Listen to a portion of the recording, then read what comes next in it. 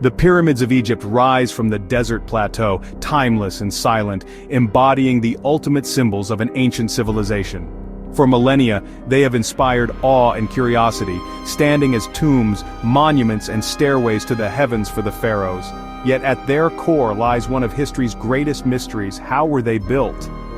The answer is not just about engineering, but about the organization, ingenuity, and determination of a people who lived over 4,500 years ago. The gap between their simple tools and their monumental achievement fuels our fascination and challenges our assumptions about the past. This script will journey back to the age of the pyramids, exploring the tools, materials, and methods behind their construction, and meeting the skilled workers who made it possible. By focusing on evidence, we can see the pyramids not as an impossible mystery, but as a testament to human will and organization.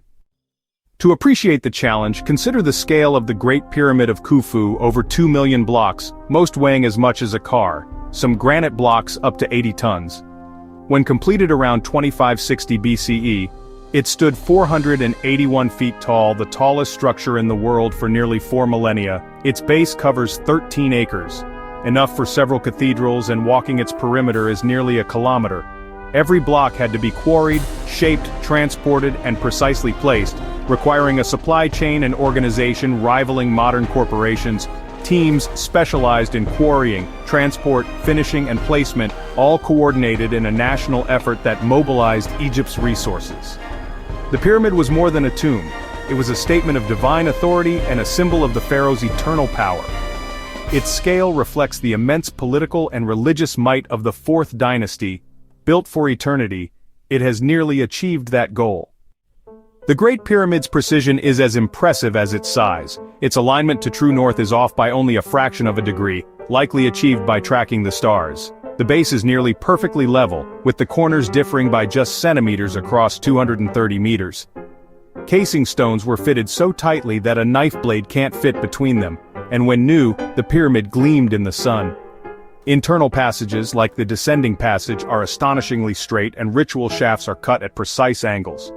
All this was achieved with simple tools: water-filled trenches, plumb bobs, and A-frames, applied with masterful skill.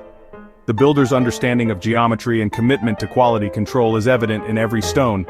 Their achievement is a testament to practical mathematics and relentless attention to detail.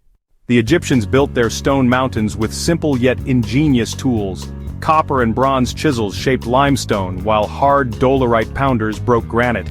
Workers used wooden wedges and water to split stone, and copper saws with quartz sand to cut blocks. Without wheels for heavy transport, teams dragged blocks on sledges, pouring water on sand to reduce friction, a method depicted in ancient tomb paintings. For measurement and alignment, they used plumb bobs, A-frames, and cubit rods, achieving remarkable accuracy. Their toolkit was basic, but their application was brilliant, leveraging simple physics and geometry. Every step, from quarrying to placement, was a feat of organization and skill. The Egyptians' mastery of their tools, not their complexity, made the pyramids possible. Their ingenuity turned simple resources into monumental achievements. The greatest puzzle is how the Egyptians lifted millions of tons of stone to such heights. The leading theory is ramps, but their exact form is debated: straight, zigzag, spiral, or even internal.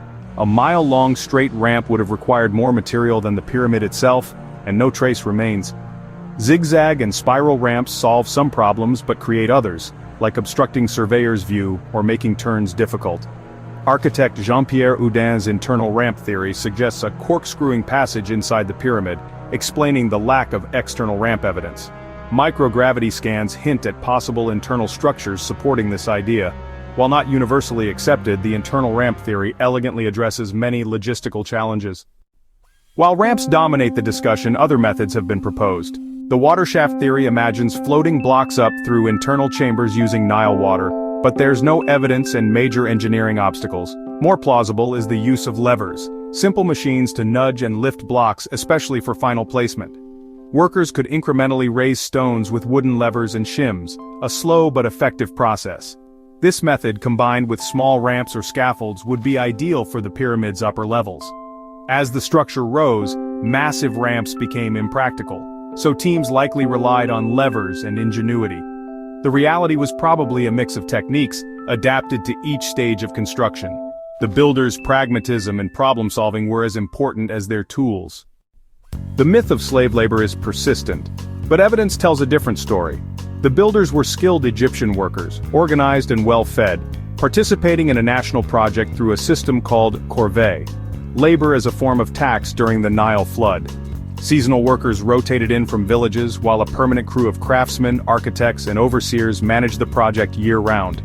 Archaeological finds, including workers' tombs near the pyramids, show they were honored, not enslaved. Graffiti inside the pyramids reveals team names like the Friends of Khufu, reflecting pride and camaraderie. These were organized, motivated teams, not anonymous slaves. The pyramid was a source of national pride and religious significance. The builders' legacy is one of skill, organization, and shared purpose. Their story is a human one, of teamwork, not oppression.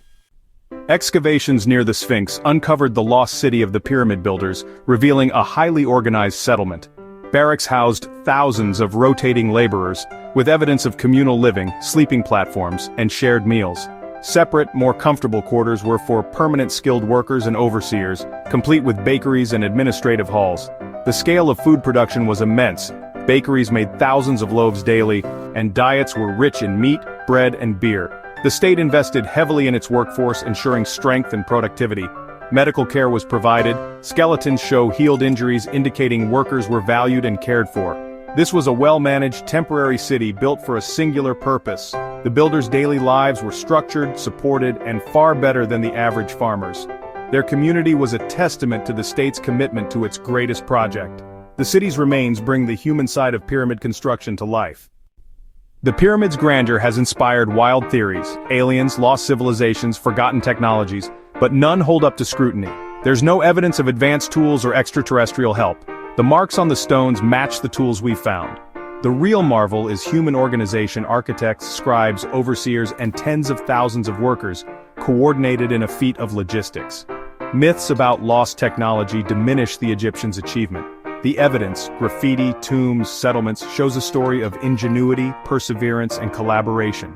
The pyramids are monuments to human potential, not alien intervention. They remind us of what people can achieve together. The true wonder is the power of collective effort and vision. Our understanding of the pyramids evolves with modern science.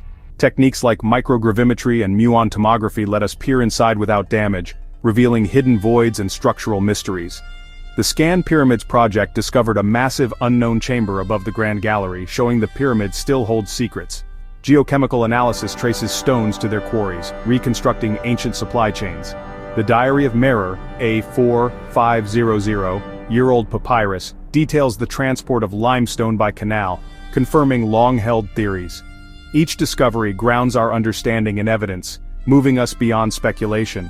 The story of the pyramids is an ongoing investigation, shaped by new data and technology.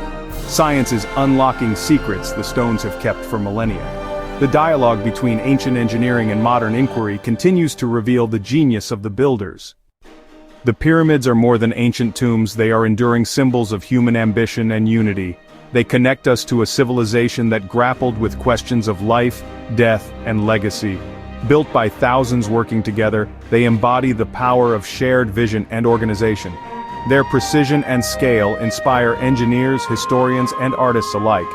The mystery of their construction drives innovation and curiosity. They remind us that the seemingly impossible can be achieved through collective effort. The pyramids challenge our sense of time and our place in history. They stand as a testament to what humanity can accomplish and continue to inspire awe and wonder today.